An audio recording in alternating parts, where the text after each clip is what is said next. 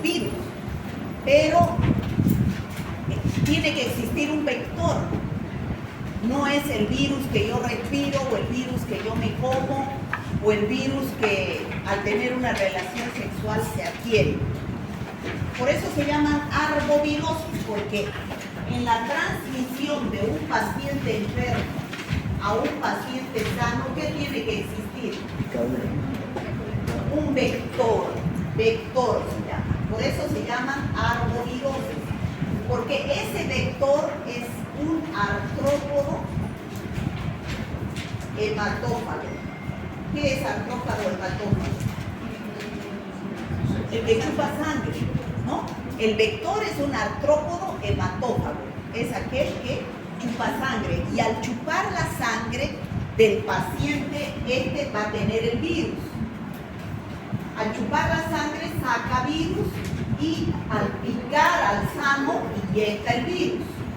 ¿Y quiénes son esos artrópodos hematófagos? Son los mosquitos en algunos casos y las garrapatas en otros.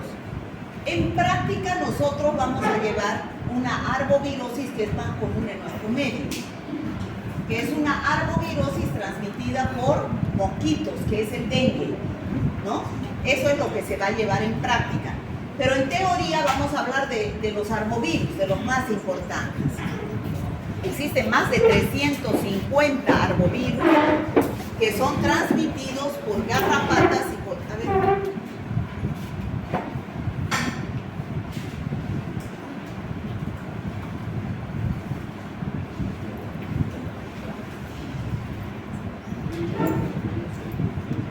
Existen más de 350 arbovirus que son transmitidos por mosquitos y garrapatas. A nosotros solamente nos interesan los que son comunes en nuestro medio.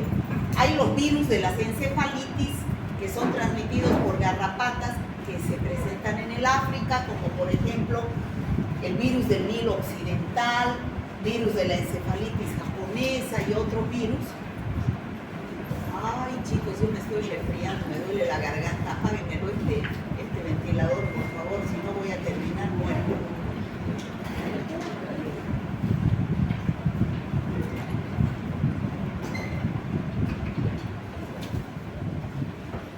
No todos, pues, este que me da aquí encima.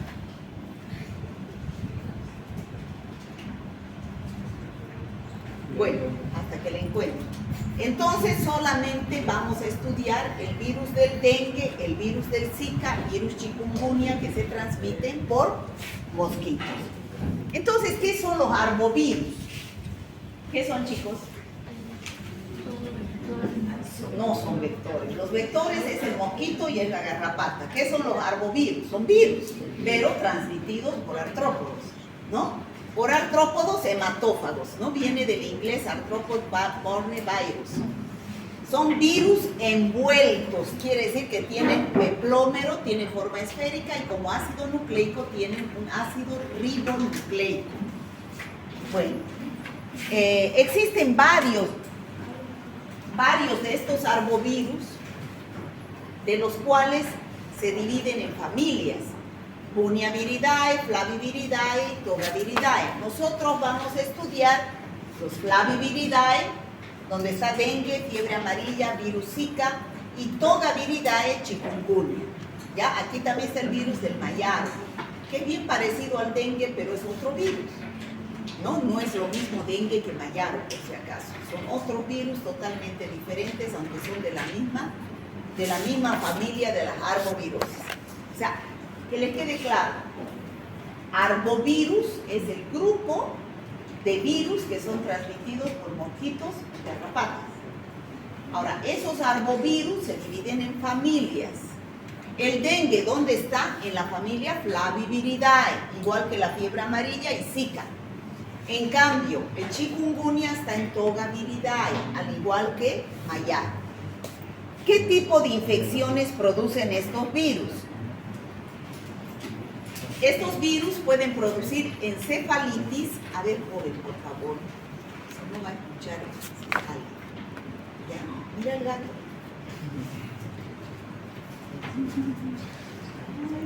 Ay, vino a pasar clases. Ya, entonces son formas encefalíticas, ¿qué quiere decir? Que producen encefalitis. Nosotros no vamos a ver esos virus, ¿ya? Porque no se presentan en nuestro medio. Los que sí vamos a ver, los que producen hemorragias, donde está el virus de la fiebre amarilla y el virus del dengue grave, ya no se llama dengue hemorrágico, ha cambiado su nombre, se llama dengue grave, con manifestaciones hemorrágicas, ¿ya? Las formas febrilis y álgicas, que ahora ya no es dengue clásico, es dengue, fiebre por dengue, ¿ya? Y oropuche. Y los que producen artritis, o sea, duelen las articulaciones, está el chikungunya y mayá. Nosotros vamos a estudiar chikungunya, dengue, fiebre amarilla y Zika. Entonces, ¿cómo se producen estas arbovirosis? Volvemos a repetir. Tenemos un reservorio donde el virus se mantiene vivo. ¿Dónde se encuentra? En mamíferos, se encuentra en aves, se encuentra en animales vertebrados e invertebrados, ¿ya? Se encuentra el virus ahí descansando feliz, viviendo. Entonces, ¿qué sucede? Viene una garrapata o un mosquito, pica a esos animales que están en estado de viremia, es decir, que tiene el virus circulando en sangre, ingieren la sangre con el virus se replica activamente en el artrópodo, ya sea el mosquito o la garrapata, va a sus glándulas salivales y nuevamente pica a un sangre, introduciéndole el virus. Entonces, ayer me decía una de sus compañeras, por un pinchazo de una jeringa, de una aguja, una jeringa, se puede transmitir el dengue o cualquiera de estas infecciones. ¿Qué dicen? ¿Por qué no? Todo tiene que tener un porqué. Si chupa sangre, en la sangre está el virus, inyecta. Tendría que replicarse activamente en el vector. Exactamente, eso, en la jeringa. Aquí, el mosquito es un ser vivo, invertebrado, pero es un ser vivo, tiene células. Chupa, saca sangre con virus, el virus se replica en el mosquito o la garrapata, se vuelven millones de virus y de ahí va e inyecta a la persona sana. No puede ser con una jeringa que yo pinche a uno que está con dengue y después me pinche yo. ¿Por qué? Porque en la jeringa pues no se replican los virus. ¿No es cierto? Muy bien. Entonces, la transmisión, vuelvo a repetir, siempre va a ser a través de un vector. Entonces, si la transmisión es a través de un vector, ¿dónde se debe romper la cadena epidemiológica para la prevención de estas enfermedades? Combatiendo el vector, ¿no es cierto? No tiene que existir vector, porque si no hay mosquitos, si no hay garrapata, no hay enfermedad, no hay transmisión. ¿Qué tipo de enfermedades producen estos virus? Bueno, ya saben, en medicina, biología, no es 2 más 2 es 4. Si yo me transmito dengue, me transmito fiebre amarilla o chikungunya, puede que me dé una forma menor, la enfermedad menor. Y si a él le da, puede que le dé una enfermedad mayor. ¿De qué depende? De la carga viral. De la carga viral y su estado inmunológico. inmunológico. Muy bien. Entonces, en la primera fase, después de la multiplicación en células del endotelio capilar o de los ganglios linfáticos, pasa la sangre y se produce solamente una enfermedad menor en la mayoría de los casos. Que a ustedes les ha debido dar dengue y solamente han tenido mialgias, artralgias, fiebre, a veces exantema, ¿no? Pero de ahí no pasó y se curaron. O sea, estas enfermedades tienen desde la picadura hasta que se manifiesta el primer signo, que debe ser la fiebre. ¿Qué se llama esto? Periodo de incubación variable. De ahí viene un periodo prodrómico, ¿no? Donde se presentan algunos síntomas, periodo de estado y periodo de recuperación, ¿no? Entonces la mayoría de las personas pasan de aquí a este periodo prodrómico y directamente al estado de recuperación, ¿no? Pero hay algunos que les da la enfermedad mayor. Enfermedad mayor, y el virus no solamente se localiza en los músculos y las articulaciones que dan mialgias, las artralgias, va a la piel y sobre todo va a los vasos, produciendo extravasación sanguínea, hipovolemia, lo cual lleva a una disfunción de varios órganos, hígado, vaso, ¿no? O sistema nervioso central, produciendo una enfermedad mayor que llega a un estado de choque el paciente y muere. ¿Ya? ¿Me he dejado entender? En algunos casos, la mayoría es una enfermedad menor, que es totalmente inespecífica, que puede parecer una gripe, que puede parecer un resfrío, puede parecer un dengue, chikungunya, no es nada específico.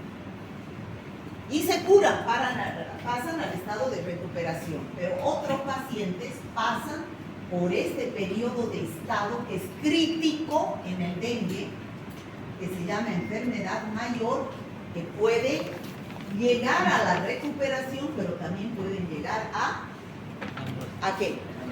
A morir, ¿no es cierto? Entonces aquí está más claro las formas que producen estos arbovirus. Ya hemos dicho, las encefalíticas, que son infecciones al sistema nervioso central, pueden ser mosquitos o garrapatas, más se produce en el África, la encefalitis japonesa, la encefalitis de fiebre del Nilo. Las formas hemorrágicas son las que vamos a ver, son transmitidas por mosquitos que afectan al sistema vascular y producen hemorragias. Ahí tenemos la fiebre amarilla y el dengue grave, o dengue con manifestaciones hemorrágicas. ¿Ya? Y las formas febriles, donde está la fiebre de dengue o fiebre por dengue. Aquí está también chikungunya, aquí también está Zika, ¿no? Que solamente produce mialgias, artralgias, pero no hay manifestaciones hemorrágicas. Esas son las que vamos a estudiar hoy. Entonces, ¿qué es lo que he hecho hasta el momento? He hablado ya del dengue, he nombrado al dengue. Lo que he hablado hasta el momento he dado una introducción de todas las arboviroses, lo que tienen en común las arboviroses. Ya ustedes saben qué son las arboviroses, ¿no es cierto? ¿Qué son? Enfermedades virales transmitidas por vectores que pueden ser los mosquitos o los garrapatas, artrópodos, hematófagos. Ahora voy a entrar a hablar del dengue. Chicos, por favor, esta mañana veía una desmotivación total en la clase. Como si no les interesara, o sea, veo que van por obligación. No lo tomen así, vayan por aprender. Tienen una oportunidad, tómenlo así, como una oportunidad que tienen de aprender dengue. Tómenlo así. Todos los años hay dengue en nuestro medio. Todos los años somos una región donde el dengue es endémico. Llueve, se juntan los envases con agua de lluvia, agua limpia, ahí vienen las larvas, el mosquito que prolifera y se funde el dengue. Entonces, imagínense que en todas las casas siempre hay uno que enferma de dengue. Qué bueno sería que ustedes aprendan hoy día dengue, y cuando en su familia alguien enferme de dengue, sepan darle alguna orientación. ¿No sería bonito? ¿No harían felices a sus padres? Pero no lo tomen como venir por obligación, por aprender, tómenlo porque tienen que aprender, porque todos los días uno debe aprender algo. Deben ser como Sócrates, que decía, ¿no es cierto? Yo, como decía, yo solo sé que nada sé. No era por humildad que decía, sino que todos los días hay conocimiento nuevo. Uno nunca debe dejar de aprender. Nunca. Ahorita, por ejemplo, yo por eso me he tardado un poquito, porque me he entrado al internet y he empezado a buscar lo nuevo que hay de dengue, y les he aumentado a ustedes que no les he dado ayer a los otros, ¿no? Entonces, siempre uno debe tratar de ir con ganas. Tienen que ser buenos médicos, chicos, no por obligación. No saben la alegría que yo he tenido el domingo. Ha sido el día del médico, ¿no es cierto? Mañana. Día del estudiante también. Felicidades anticipadas. Bueno, era día del médico el domingo. Bueno, es mañana, pero se hizo una confraternización en la sede del día del médico, ¿no? Me he encontrado con tantos exalumnos que yo ni en sus caras me acordaba. Tantos chicos ya que son famosos, chicos. No saben la alegría que a mí me ha dado haber ido. Estaba yo sentada ahí, se acercaban a saludarme. ¿De dónde está? Estoy haciendo medicina nuclear en la USP en Sao Paulo. ¿Saben lo que es la USP en Sao Paulo? Es la mejor universidad de Latinoamérica. Y ahí uno hacía medicina nuclear, uno de mis ex auxiliares. Ha venido otro, estoy haciendo en la UNAM de México, estoy en último año de neurocirugía. No, realmente me he sentido feliz de verlos así triunfar, ¿no? Y así quiero verlos a ustedes. Así como les he mandado el otro día, yo tengo mis amigos de Facebook, entonces mis alumnos, y han visto ahí, les he mandado, ¿no es cierto? Sí. De Cristian. Cristian era también auxiliar. Se ha ido el año pasado a Buenos Aires y ya revalidado, ya puede trabajar como médico. Feliz él, felices nosotros. ¿No? O sea, chicos, yo también quiero sentirme felices de ustedes, pero para eso tienen que tener motivación. Parece que sus auxiliares no los motivan en la clase. Yo, no sé, me da pena eso, que jóvenes no motiven a estudiar, a aprender. Si ustedes han decidido estudiar medicina es porque quieren ser médicos o les han dado huaca a sus padres para que vengan a que sean doctores. Es porque ustedes quieren, ¿no es cierto? ¿Qué dice usted? A ver, ¿usted quiere ser médico? Y va a ser buen médico. ¿No? Él va a ser buen médico. Yo lo veo que tiene alto interés. ¿No? Al igual que Tapia. ¿No? Va a ser buen médico. Porque yo veo que tienen interés. Su hermano ha sido mi exalumno, ¿no? Y también, ¿dónde está Javier? ¿Qué está haciendo? Sigue buscando hospital, lo que pasa es que no se convence por lo que dicen que son muy pequeños. No sé qué especialidad quiere. Todavía no agarró especialidad. Sí, ya está revalidado. Ya dio su CRM. Ya tiene CRM para poder trabajar. Sí, desde hace 2 años. Y ganan un montón. ¿Saben cuánto me decía que gana en el Brasil? Ese es mi alumno que está haciendo residencia en medicina nuclear. 35.000 bolivianos le pagan al mes de residente.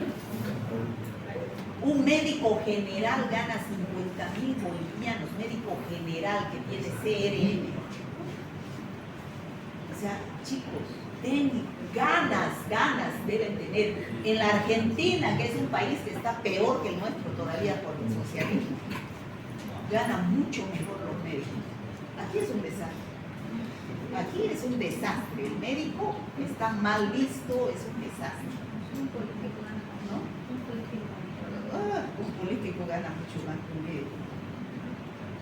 O sea que nos coartaron el derecho del presidente, que se ha puesto un sueldo máximo, ¿saben eso, no? El presidente se ha puesto un sueldo máximo y no lo sube nunca para que el resto no suba.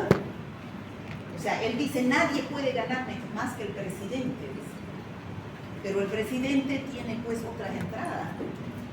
El presidente no paga casa, no paga agua, no paga teléfono, ¿quién se lo paga?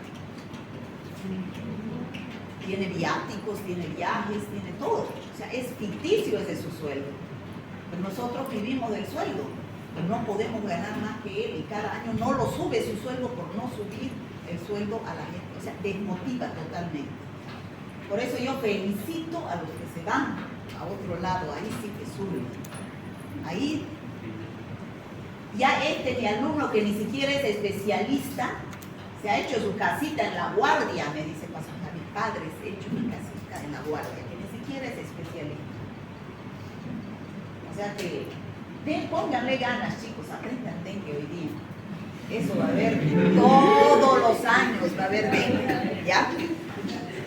Bueno, ¿qué es el objetivo? Establecer criterios clínicos y de laboratorio útiles para el diagnóstico y manejo de los casos de dengue.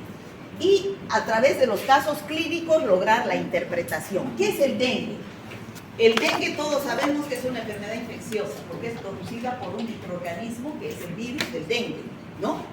Es sistémica. ¿Qué quiere decir? Que no solamente se queda el virus en la picadura, ingresa sangre y a través de la sangre se distribuye por todo el organismo produciendo daño de clínica variable, evolución poco predecible. Hay que hacer seguimiento a ese paciente que tiene dengue y legalmente incapacitante. Cuando les ha dado dengue tenían mialgias, artralgias, ¿podían venir a clases? Seguro que no, ¿no? Porque es incapacitante, porque uno siente como si le hubieran pegado todo el tiempo. Este es el virus, es un virus, ya dijimos, de la familia Flaviviridae, que tiene, esto es importante, 4 serotipos que se llaman dengue 1, dengue 2, dengue 3 y dengue 4. ¿Qué significa eso? Que son hermanos que producen dengue, pero de diferente etiología. Son 4 tipos diferentes. ¿Y qué es lo que se dice? Que si, por ejemplo, este año está circulando el serotipo dengue 2, este año, me enfermo de dengue, produzco mis anticuerpos IgG contra el virus dengue 2 y al año ya no me enfermo de dengue 2. Si me enfermo de dengue, puede ser 1, 3 o 4. ¿Por qué? Porque dice que el serotipo de dengue por el cual me he enfermado deja inmunidad de por vida. ¿Me entienden, no?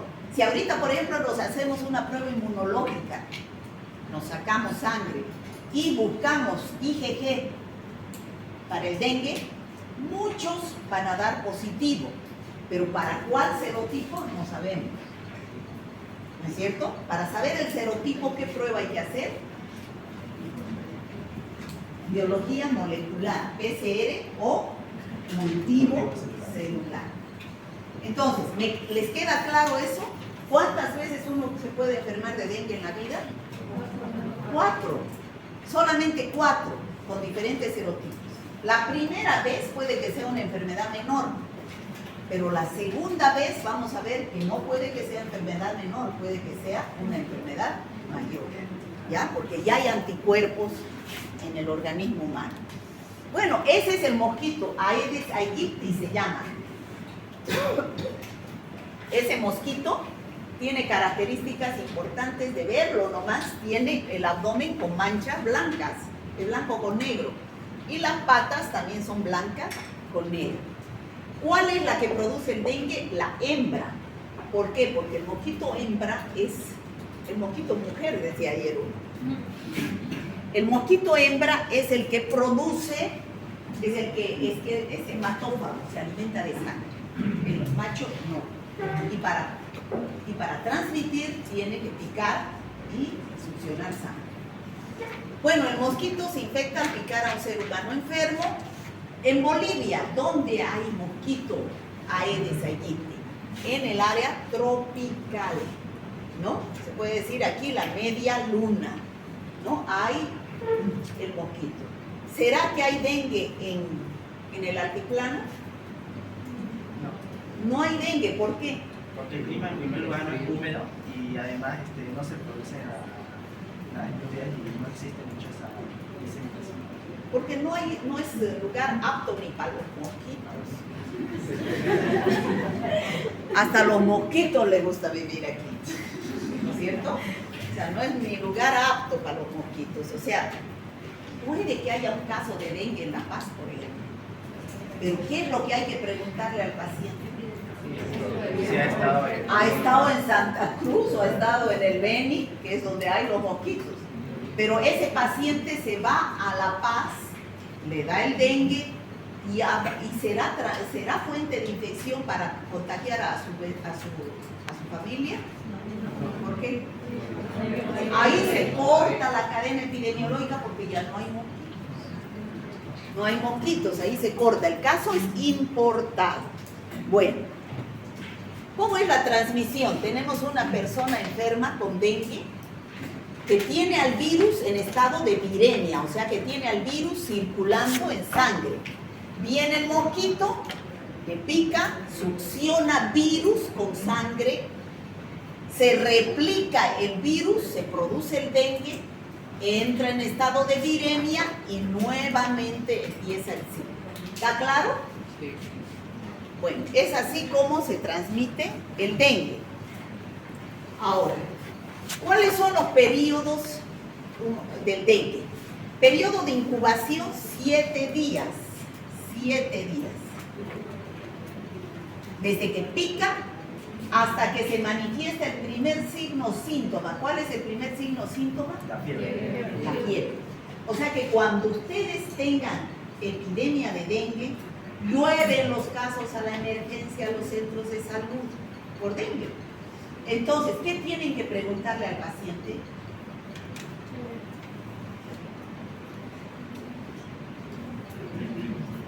¿Desde cuándo tuvo fiebre? ¿Cuál fue el primer día de fiebre? Ese primer día de fiebre es el día 1 para ustedes. Importantísimo, porque esta es una enfermedad que dura máximo 10 días, no dura más. Es enfermedad aguda. ¿Ya? Jamás me hablen de dengue crónico, por favor. Es enfermedad aguda. Dura 10 días y se va o se muere. ¿Ya? Entonces, el día 1 es el día en que el paciente tiene fiebre. La fiebre puede durar 3, 4 días máximo y después entra en un periodo de convalecencia. Si sufre enfermedad menor, pero si sufre enfermedad mayor, el primer día que desaparece la fiebre puede entrar a un periodo crítico que dura entre 3 y 5 o 6 días. Del 3 al 5 al 6 días. Del número 3, 4, 5, 3 días. Y en ese periodo crítico hay que tener mucho cuidado con el paciente. Por eso, esta tablita es importantísima para entender lo que es el dengue. La tienen en su guía. Fíjense, 9 días dura la enfermedad. ¿Ya? ¿Qué es lo que hay que observar? Estas son las variables. Primero, fiebre. Sube a 40 grados, pero después baja. Al tercer día ya baja la fiebre. Al tercer día ya no hay fiebre. ¿Qué quiere decir eso? De repente tenemos la idea de que al no tener fiebre está mejorando, ¿no es cierto? ¿O no? Pero podemos estar equivocados. Puede estar mejorando si el paciente no sufre una enfermedad mayor. Pero en algunos casos ese paciente puede estar entrando a un periodo crítico. Por lo tanto, ojo, a ese paciente que va a su consultorio, ustedes le tienen que decir, tiene fiebre, mialgias, artralgias, llévese paracetamol a su casa, pero alerta ante cualquier signo de alarma, epistaxis, hematemesis, gingivorragias, melenas, hemorragias conjuntivales, vuelva al centro de salud, porque puede estar entrando en este periodo crítico. ¿Se entiende? Si no vuelve el paciente, llega directo a una sala de terapia intensiva y puede morirse.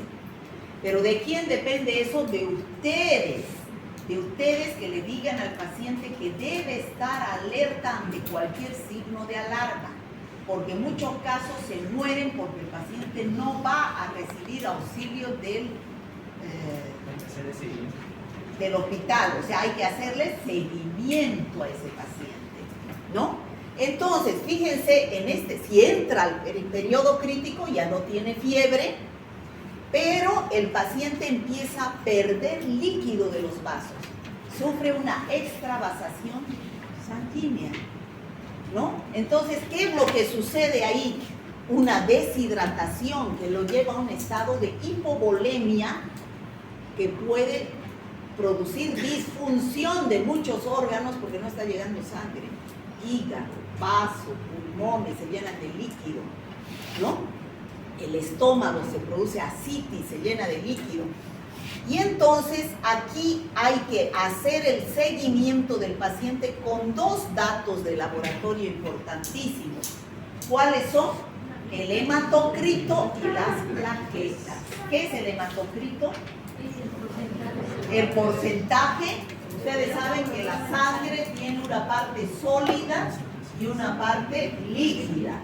La parte sólida son los glóbulos rojos, en su mayoría glóbulos blancos y plaquetas, ¿no? Y esto sería el plasma. Entonces, ¿qué es lo que sucede? Si se sale el líquido, entonces, ¿qué va a quedar? No es que aumente los glóbulos rojos. ¿Qué es lo que sucede? Es que el porcentaje, ¿qué es el hematocrito? El hematocrito es la concentración de glóbulos rojos respecto a los demás. Entonces, ¿cuánto es normalmente en hombres esa concentración? ¿40? ¿Qué les han dicho? Más o menos así, ¿no es cierto? 38 mujeres, 40 en hombres, por ciento. Entonces, ¿qué sucede? Aquí, si fuera normal, entonces el 40% serían glóbulos rojos y el 60% sería el resto, sobre todo líquido. Pero si se sale el líquido, ¿qué pasa a ser mayoría? ¿Qué pasa? Los glóbulos rojos, pues, pero no va a ser porque aumenten de número, sino porque el porcentaje va a subir porque se salió el líquido. ¿Se entiende? Entonces, el hematocrito va a subir a valores de 50, 60%. ¿Ya? Entonces, esos son signos de mal pronóstico. Y las plaquetas van a bajar. Son signos de mal pronóstico. ¿Está claro? Entonces, ¿para qué yo debo hacer eso, aunque sea 2 veces al día, pedir hematocrito y plaquetas? Hematocrito y plaquetas para ver cómo está yendo el paciente. A medida que se vaya normalizando el hematocrito, porque yo estoy poniendo líquido, entonces se vaya normalizando el hematocrito y subiendo las plaquetas, entonces el paciente va entrando en una etapa de recuperación. Pero mientras tanto no. Estos pacientes van a salas de terapia intensiva. Ahora, si yo les pregunto, aquí, si yo quiero saber si es dengue o no es dengue, tengo métodos directos y métodos indirectos. ¿Qué son los métodos directos? Los que aíslan al virus. Me dicen si es dengue. Y los métodos indirectos son los que aíslan los anticuerpos, que son IgM e IgG. Estos se encuentran en el suero, en la sangre, ¿no? Bueno, entonces, fíjense que eso también es importantísimo para que ustedes sepan qué pedir cuando viene un paciente con dengue. Fíjense, los primeros días el virus está en la sangre, entra en una etapa de viremia. Entonces, ¿dónde vamos a encontrar el virus? En la sangre. ¿Qué deben pedir? ¿Directo o indirecto? Directo. Métodos directos. Entonces pueden pedir PCR, pueden pedir cultivo celular, pueden pedir la prueba de MS1. PCR es para ver la secuenciación del virus, biología molecular. Cultivo celular para que se cultive el virus en células vivas y saber qué serotipo es. Con estos dos sabemos qué serotipo es. Y en ese uno es una nueva prueba que les he mandado ayer a su WhatsApp para que lean, del CDC de Atlanta. Entonces esa prueba se está pidiendo porque es más barata que una PCR. Es una proteína estructural del virus que aparece en los primeros días, o sea, se toma como método directo, pero al 5.º día ya no hay esa proteína. Entonces hay que saber qué pedir, pero si esta nos da positiva, esta MS1, no nos va a decir, como las otras, qué serotipo es. Nos dice es dengue, nada más. ¿Se entiende, chicos? Sí. Entonces, los primeros 3 días hasta el día 4 yo puedo pedir pruebas directas. Pero si el paciente dice, hace una semana me dio fiebre y no mejoro, entonces ya no deben pedir pruebas directas. ¿Qué van a pedir? Pruebas indirectas, que es IgM e IgG. Entonces, muchas veces se pide pruebas directas cuando el paciente está hace una semana tuve fiebre. ¿Qué va a dar? Negativo, y el virus no está en la sangre, falso negativo. O se pide pruebas indirectas cuando el paciente recién hace 3 días tuvo fiebre. No tiene todavía anticuerpos. ¿Qué va a dar? Falso negativo. ¿Me debo entender, chicos? Este cuadrito es sumamente importante. Vuelvo a repetir, hay pacientes que de aquí directo pasan aquí. Enfermedad menor. Pero hay pacientes que pasan por esta etapa crítica y sufren una enfermedad mayor. Entonces, aquí, para repasar lo que dijimos, ¿cuáles son las etapas clínicas del dengue? La etapa febril, la etapa crítica y la etapa de recuperación. No todos pasan por la etapa crítica, vuelvo a repetir, ¿no? Como les dije acá, no todos pasan por este periodo de estado que es la etapa crítica. Entonces, en la fase febril es la que única en la mayoría de las personas, ¿no? El dengue, el primer día que no tiene fiebre, afebril, es el día de mayor riesgo, como les decía. Muchas veces pensamos, ya no tiene fiebre, está mejorando. No, es el día de mayor riesgo donde pueden presentarse las complicaciones, ¿no? Coincide con la extravasación del plasma, la salida del líquido de los vasos, va a empezar a dar hemorragias digestivas. Entonces aparecen las manifestaciones hemorrágicas, sube el hematocrito, ya sabemos por qué, ¿no? Bajan las plaquetas y si recupera, si hay buen pronóstico, puede recuperar, en el que el paciente debe eliminar fisiológicamente el exceso de líquidos. Los pulmones se pueden haber llenado de líquidos, el estómago puede haber habido ascitis, ¿no? Porque se ha extravasado el líquido del plasma y se normalizan todas las funciones.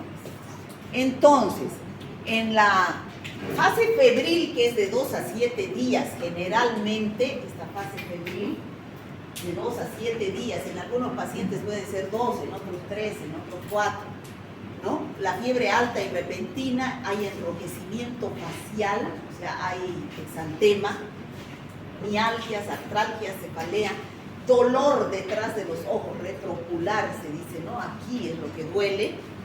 La prueba del torniquete va a dar positiva, eso les van a explicar en práctica qué es la prueba del torniquete, pero son signos y síntomas inespecíficos, que no sabemos si nos dio o no nos dio dengue, o si fue chikungunya, o si fue gripe, o qué fue. Difícil de diferenciar de otras enfermedades, ¿no? Con un paracetamol vía ambulatoria se puede despachar al paciente, pero hay que recordar el día y hora que se inició la fiebre. No tiene aspecto séptico, no se asocia a taquicardia y dura menor de 7 días. Bueno, en la fase crítica, volvemos a repetir que es del 3.º al 7.º día, hay aumento de la permeabilidad capilar, manifestaciones clínicas por fuga plasmática, lo cual lleva a una hipovolemia y a una hemoconcentración. Aquí pueden aparecer signos de alarma y signos de gravedad, que son las hemorragias, las ascitis, ¿no? En esta etapa. Es así que el dengue se clasifica, también lo tienen en su guía, en 3 tipos de dengue. Dengue sin signos de alarma, que son la mayoría, ¿no? Sin signos de alarma. Viajó a áreas endémicas de dengue, es un dato epidemiológico importante. Fiebre, más náuseas, vómitos, cefalea, exantema, mialgias, artralgias, puede tener leucopenia. Y si me hago una prueba de laboratorio directa en los primeros días, PCR, cultivo celular o el NS1 me va a dar positivo. Confirmado dengue.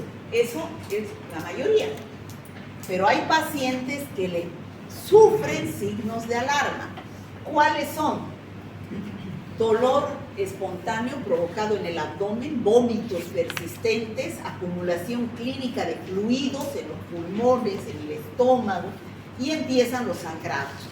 Epistaxis, hematemesis, hemorragias, melenas. Y en el laboratorio es importante. ¿Qué es lo que van a pedir? Hematocrito y plaquetas. Hematocrito y plaquetas. Para ver cómo está evolucionando el paciente. Entonces, cuando yo les pregunto, pruebas de laboratorio, ¿qué pedirían a un paciente con dengue para hacer diagnóstico de dengue en los primeros días de la enfermedad? PCR. Ya. ¿Qué pedirían a un paciente con dengue confirmado para saber cómo está evolucionando el cuadro? Con fines de pronóstico. Hematocrito y hemoglobina. ¿Les queda claro eso? Unas son pruebas de diagnóstico y otras son pruebas de pronóstico. ¿Está claro? Tienen que entender bien ese concepto. Cuidado que me digan que el hematocrito y la hemoglobina es para diagnosticar dengue, nada que ver. No nos dice dengue, nos dice hay hematocrito normal, bajo, alto, y las plaquetas están normales, bajas o altas, nada más. Bueno, y la etapa crítica donde ya entra en un estado de choque, hay hemorragia severa, disfunción y daño severo de órganos, hay sangrado severo. Entonces, generalmente este paciente ya está en una sala de terapia intensiva, ¿ya? Esos son los tipos de dengue.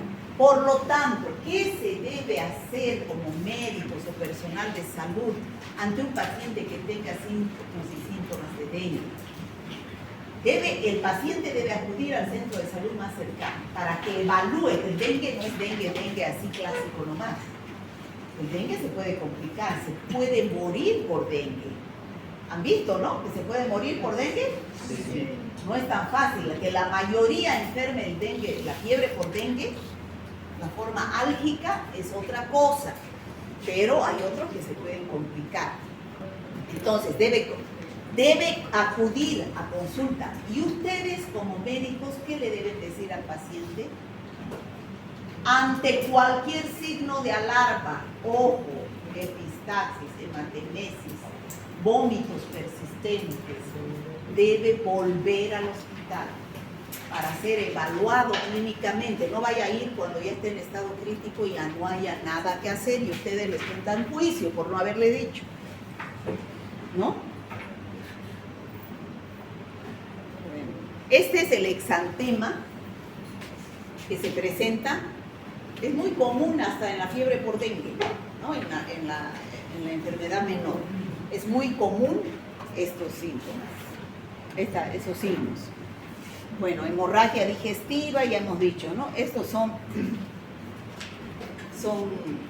petecias, epistaxis, hemorragia conjuntival.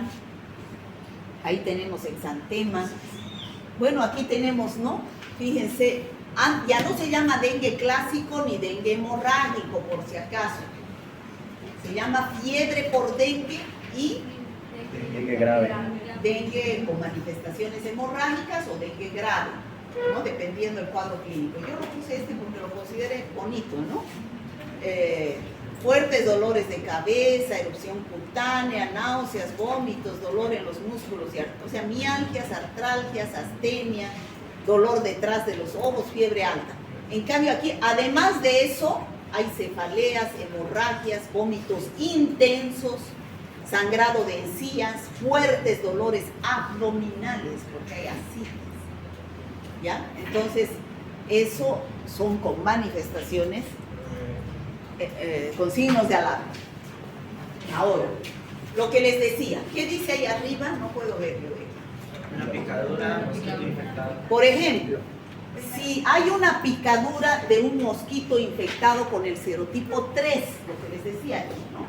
Con el serotipo 3, pica, introduce el antígeno del dengue serotipo 3 en el organismo humano, se va a producir la formación de anticuerpos.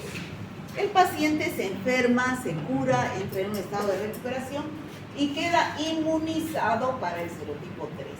Ya no se enferma más del serotipo 3.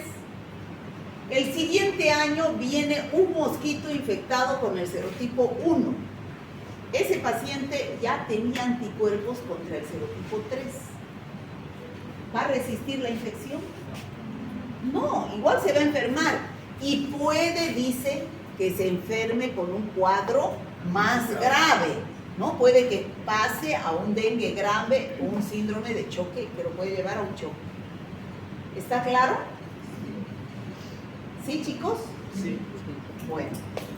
Bueno, ya hablamos del diagnóstico de dengue, que hay indirecto y directo.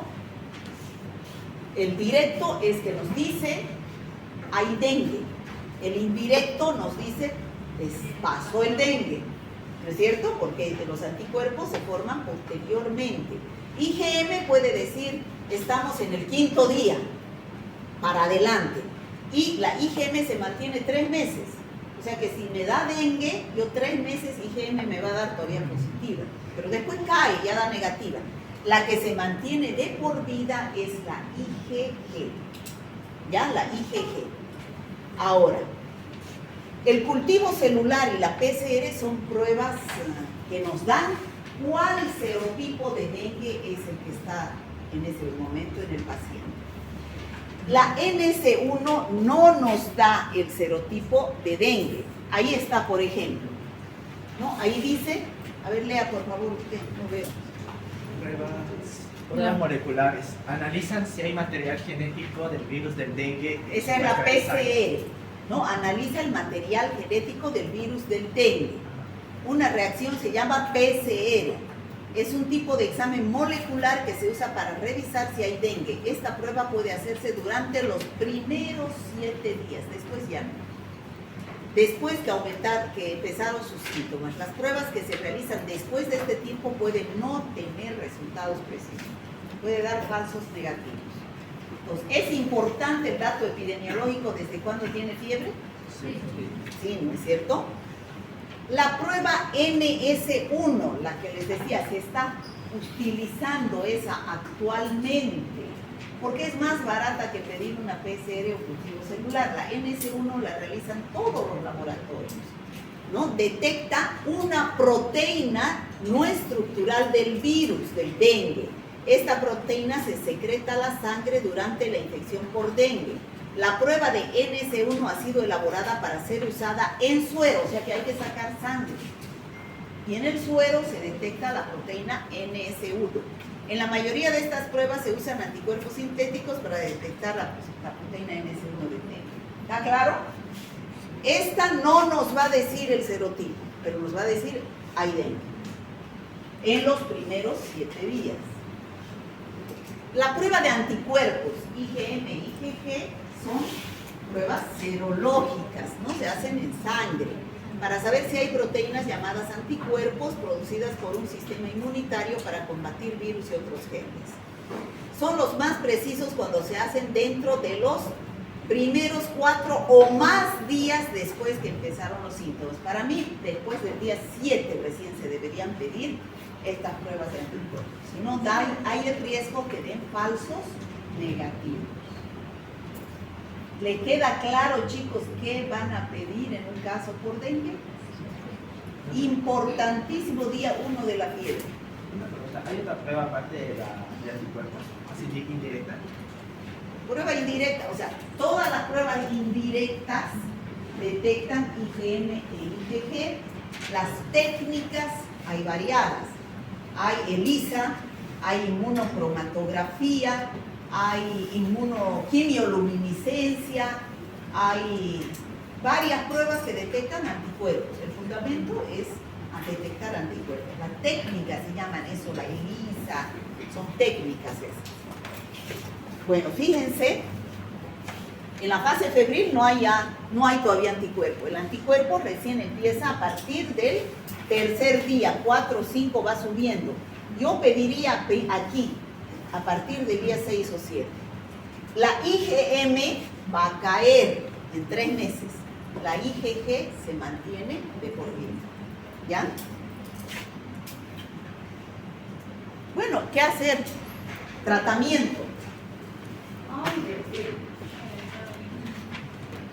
Tratamiento.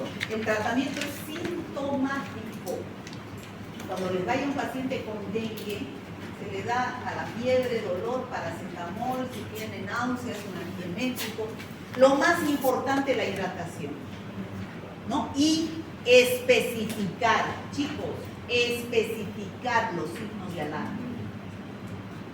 Deben decirle a sus pacientes. Mando a su casa con su paracetamol, con su antiemético, pero vuelva, alerta, cualquier signo de alarma. Así se cubren las espaldas. Bueno, aquí tenemos el dengue. ¿Qué hacer con...? Hemos dicho que tenemos 3 tipos de dengue. Dengue, fiebre por dengue, sin signos de alarma, con signos de alarma y el dengue grave. Entonces, ¿qué hacemos? Dengue sin signos de alarma y no es un paciente que tenga una comorbilidad. ¿Qué significa eso? ¿Alguna otra enfermedad? Una otra enfermedad como diabetes, como hipertensión.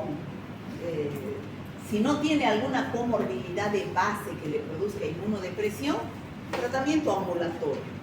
Pero si es un paciente con dengue que tiene alguna enfermedad de base, entonces hay que hacer seguimiento estricto ambulatorio o si no internarlo para mayor seguridad.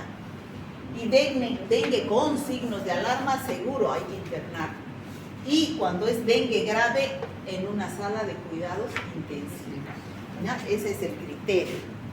Bueno, eso es dengue, chicos. ¿Hay alguna duda? ¿Está claro? Ustedes ya en la práctica con los casos clínicos van a tener mayor luz. Pero no se olviden de diagnosticar dengue. Ahora, fiebre amarilla es otra arbovirosis. Esto no se lleva en práctica porque hemos priorizado a dengue. ¿Ya? Fiebre amarilla es otra arbovirosis. La transmisión, chicos, es... me olvidaba decir, en el caso del dengue, ¿el mosquito dónde vive?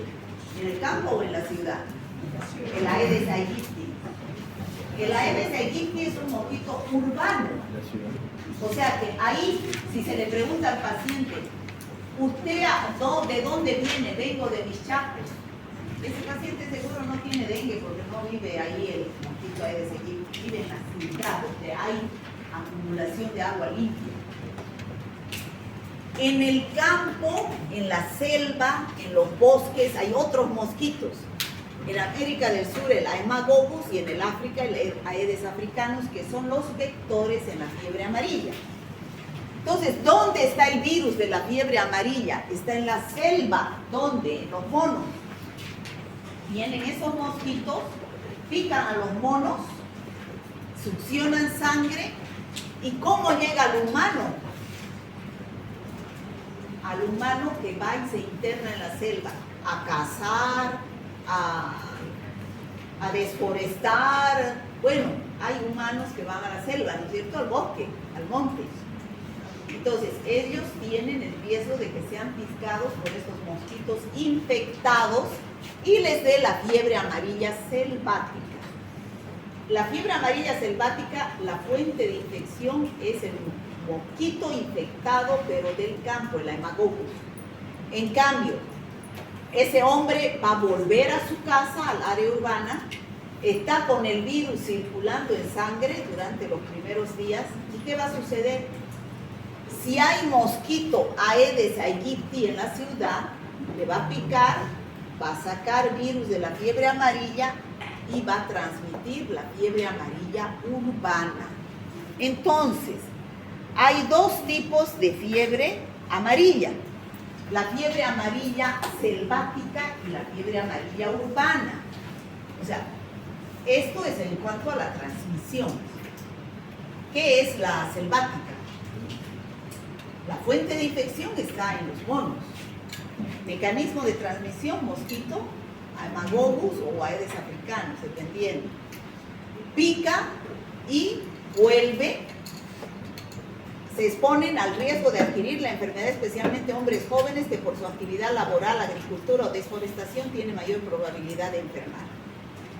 Entonces, la fuente de infección de la fiebre amarilla selvática, que es esta, es en el campo.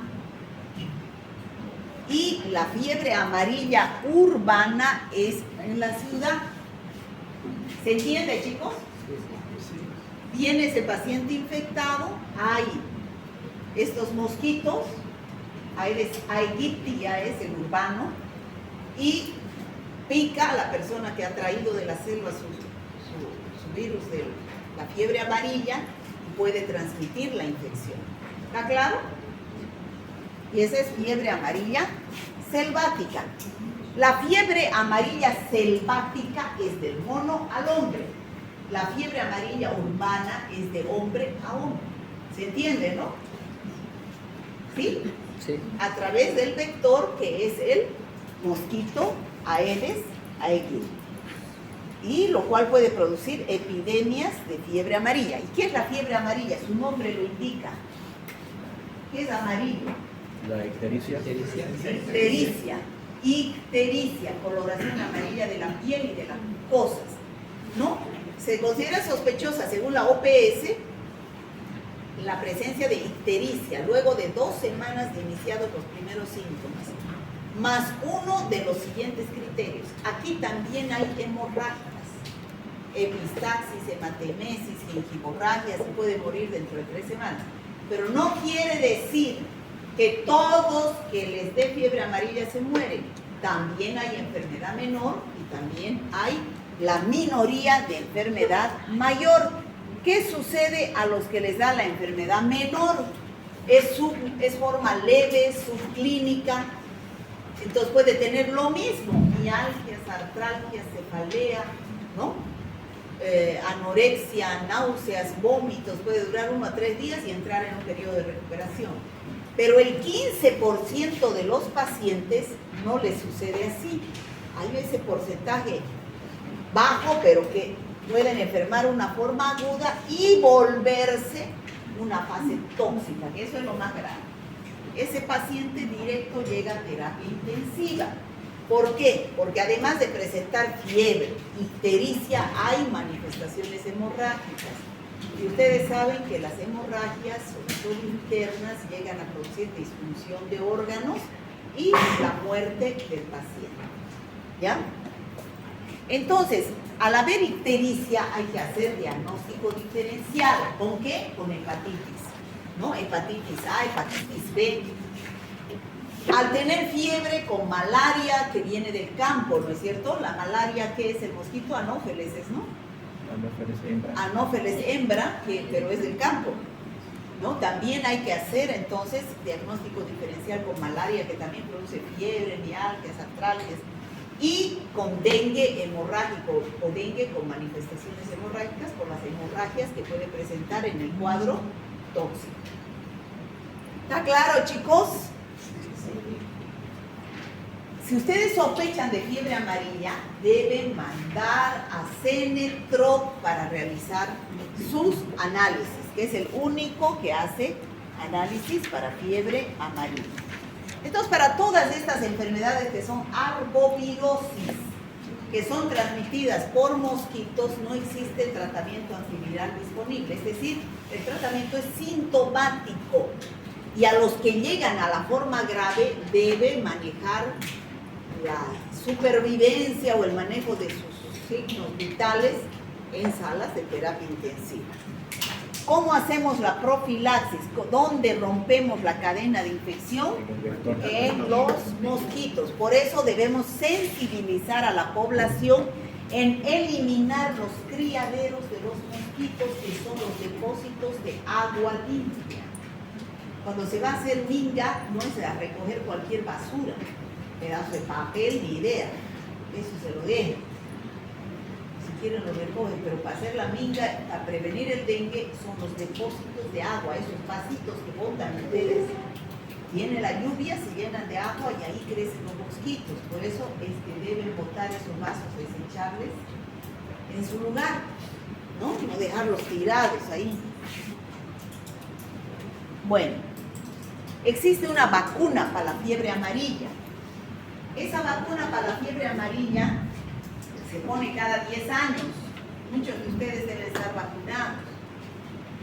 Bueno, se decía al principio que era para que duraba 10 años, pero se vio en los soldados que fueron al Vietnam, soldados americanos que fueron al Vietnam, después ya cuando eran viejitos, se les sacó sangre y se buscó anticuerpos contra el virus de la fiebre amarilla y se encontró.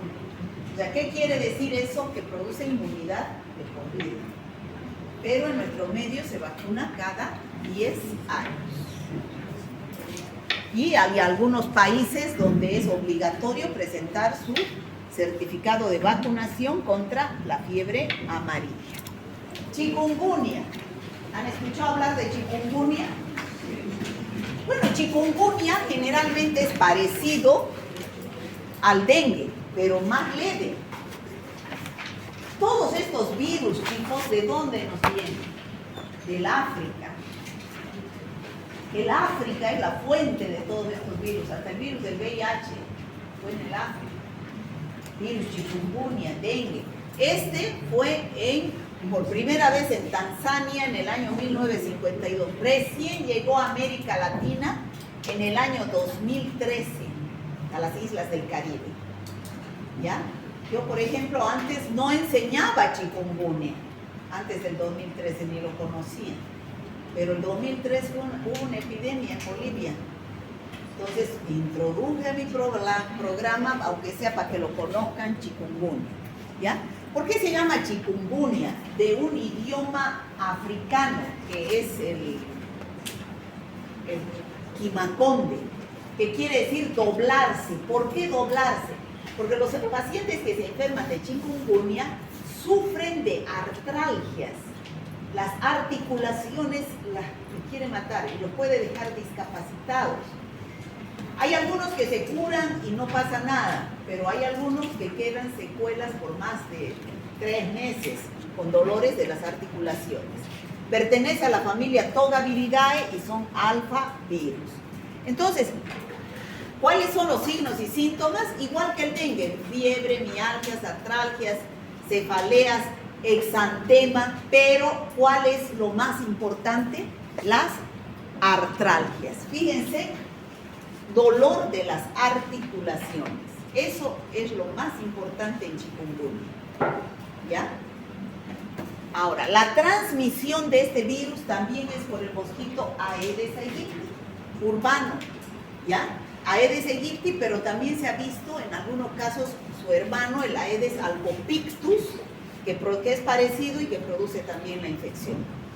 Bueno, el diagnóstico se hace indirecto a través de la prueba de ELISA, buscando anticuerpos IgM, IgG, o directo mediante PCR, como igual que el dengue.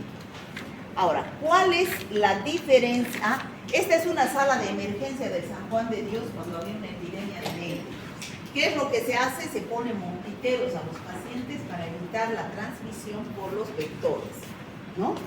Pero en la parte del pueblo es esto lo que hay que recomendar a la gente, que boten esos envases para que no prolifere el mosquito, ¿no? Esas son tareas de terreno que se hacen para eliminar las larvas.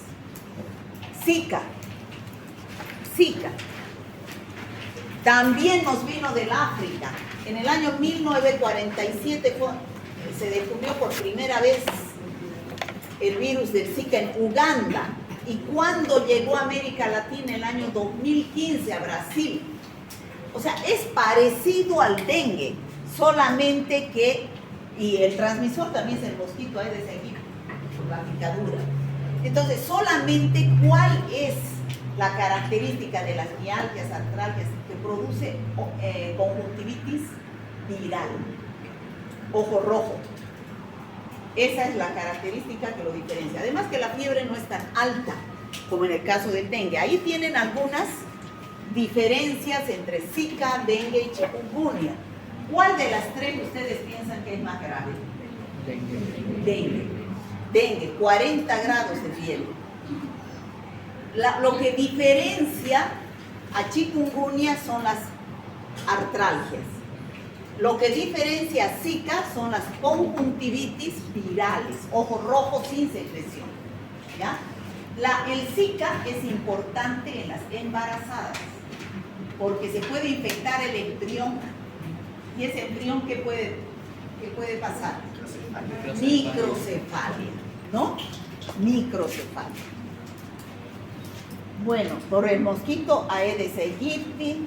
Bueno, y en todos estos casos, chicos, los mosquitos son los vectores. Entonces, que les quede claro, concienticen a la población que hay que atacar a los mosquitos para que no tengamos dengue, chikungunya, Zika, ninguna de estas enfermedades virales. Acabó. Pueden retirarse. Suscríbanse al canal. Faltó 15 minutos. ¿Qué? Suscríbanse al canal. Díganse like. Subimos clases a YouTube. Pero se me durmió la...